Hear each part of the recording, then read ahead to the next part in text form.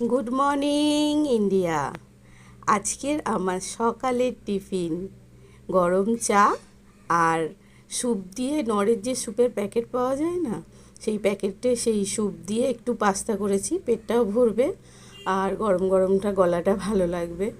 আমি কালকে সবার কাছে মোটামুটি বকা খেয়েছি, কারণ এমনি গলাটা একটু বসেছিল, ঠান্ডা লেগেছিল। তারপরে কালকের ওই বৃষ্টির হাওয়াটা দাঁড়িয়ে দাঁড়িয়ে খেয়েছি, ভালো লাগছিল।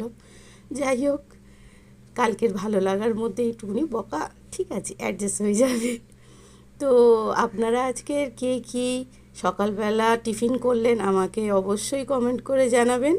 আর আমার চ্যানেলকে যদি ভালো লাগে একটা লাইক করবেন, শেয়ার করবেন, সাবস্ক্রাইব করবেন।